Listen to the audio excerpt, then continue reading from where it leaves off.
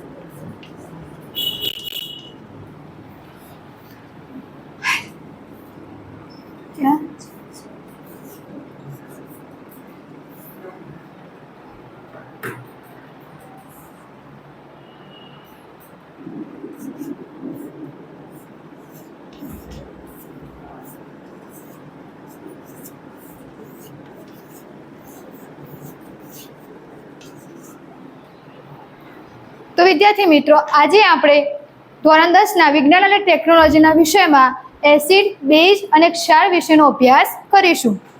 તો વિદ્યાર્થી મિત્રો, તમે તમારા રોજિંદા જીવનમાં કેટલાક પદાર્થો જોયા હશે, જેવા કે લીંબુ, દહીં, મીઠું, વિનેગર, ખાવાનો સોડા, ધોવાનો સોડા વગેરે. આ બધાનો ઉપયોગ તમે તમારા રોજિંદા જીવનમાં કર્યો હશે. એમાં આપણે કયા એસિડ છે કે બેઝ છે એની પરખ મેળવીશું. તો વિદ્યાર્થી મિત્રો, લીંબુ છે, દહીં છે, કેરી છે વગેરેનો સ્વાદ કેવો હોય છે? તો ખાટો હોય છે, કારણ કે તેમાં એસિડ રહેલો હોય છે. તેનો રાસાયણિક ગુણધર્મ એસિડિક છે. તેવી જ રીતે ખાવાનો સોડા તેનો સ્વાદ કેવો હોય છે? તુરો હોય છે અને તેનો ગુણધર્મ બેઝિક હોય છે. જ્યારે આપણે ખાવાનો સોડા એટલે કે એને આપણે હાથમાં પકડીને એના દ્રાવણને આપણે મસળીશું તો તમને સાબુ જેવો ચીકણો જણાશે. તો જે સાબુ જેવો ચીકણો જણાય, તુરા સ્વાદ હોય, તે તેના બેઝિક ગુણધર્મ કહેવાય છે. એટલે તેનો સમાવેશ બેઝમાં કરવામાં આવે છે. તો વિદ્યાર્થી મિત્રો, અમુક પદાર્થ એવા હોય છે કે જે આપણે સ્વાદ દ્વારા કે ચાખીને પારખી શકતા નથી.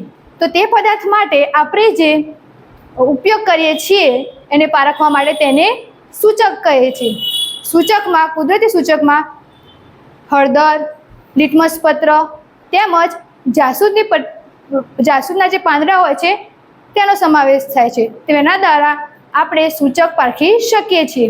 જ્યારે આપણે સૂચકને એસિડ કે બેઝના દ્રાવણમાં નાખીશું તો તેનો રંગ બદલાઈ જશે. તેથી આપણને તે પદાર્થ એસિડ છે કે બેઝ છે તેની પારખ આપણે કરી શકીએ છીએ. તેમજ પીએચ માપક્રમનો ઉપયોગ થાય છે. તો પીએચ એટલે શું છે? પી એટલે પોટોન્જ, જે જર્મન શબ્દ પરથી આવે છે, અને એચ એ હાઇડ્રોજનનું સૂચક છે.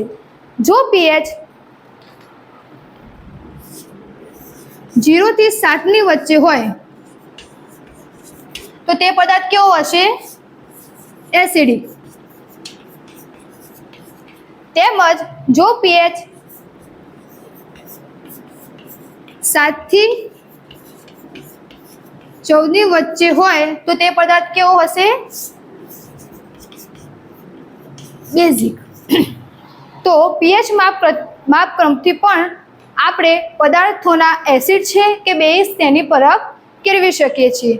તો વિદ્યાર્થી મિત્રો, પીએચ માપક્રમ આ પ્રકારનું હોય છે. આમાં જ્યારે તમે કોઈ એસિડ છે કે બેઝ એ પદાર્થમાં તમે આને ડીપ કરશો તો અહીંયા તમને પીએચ જોવા મળશે. તેવી જ રીતે લિટમસ પત્ર. લિટમસ પત્ર બે પ્રકારના હોય છે, એક લાલ લિટમસ પત્ર અને ભૂરું લિટમસ પત્ર. આ ભૂરું લિટમસ પત્ર છે. જો આને ભૂરા લિટમસ પત્રને બેઝના દ્રાવણમાં નાખશો તો એમાં રંગમાં કોઈ ફેરફાર થશે નહીં, પરંતુ જ્યારે આ લિટમસ પત્રને એસિડિક દ્રાવણમાં મૂકશું તો તેનો રંગ લાલ થઈ જશે. તેથી આપણે તે બંને વચ્ચેની પરખ કેળવી શકીએ છીએ. તો વિદ્યાર્થી મિત્રો, આજે આપણે એસિડ અને બેઝ કોને કહેવાય, તેના ગુણધર્મો શું હોય, તેમજ તેના માટે જે સૂચકો વપરાય છે એ કેવા હોય છે અને તેમાં શું પરિવર્તન આવે છે તે આપણે જાણી શકીએ છીએ. હવે હું તમને કેટલાક પ્રશ્નો પૂછીશ. જેને આવડે તે પૂરા વાક્યમાં જવાબ આપવાનો પ્રયત્ન કરશે. જે પદાર્થના ગુણધર્મ એસિડિક હોય તેવા કોઈ પણ બે ઉદાહરણ આપો. બરોબર, લીંબુ, દહીં, મીઠું વગેરે એસિડિક ઉદાહરણો છે.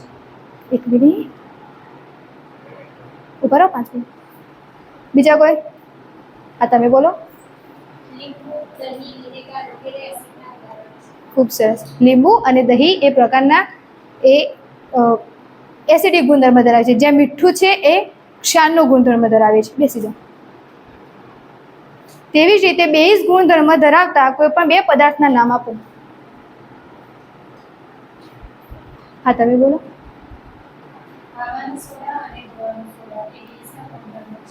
ખૂબ સરસ. જો જે પદાર્થ બેઝ છે કે એસિડ છે તેની ચકાસણી માટે આપણે જેનો ઉપયોગ કરીએ છીએ તેને શું કહેવામાં આવે છે?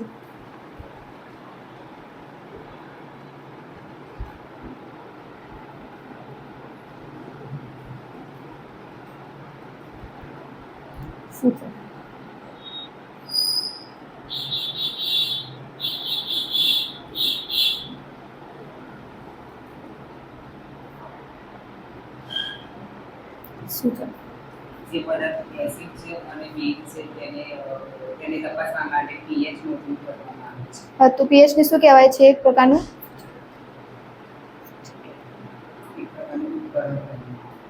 ના, 5 મિનિટ.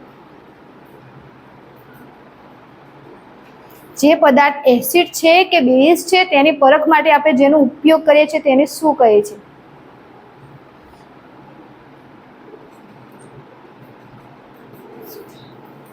જે પદાર્થ એસિડ છે કે બેઝ છે તેની પરખ કરવા માટે સૂચકનો ઉપયોગ કરે છે. ઓકે, બેસી જાઓ. જે પદાર્થ એસિડ છે અને બેઝ છે તેને તપાસવા માટે આપણે સૂચકનો ઉપયોગ કરવામાં આવે છે. ઓકે, બેસી જાઓ. Thank you.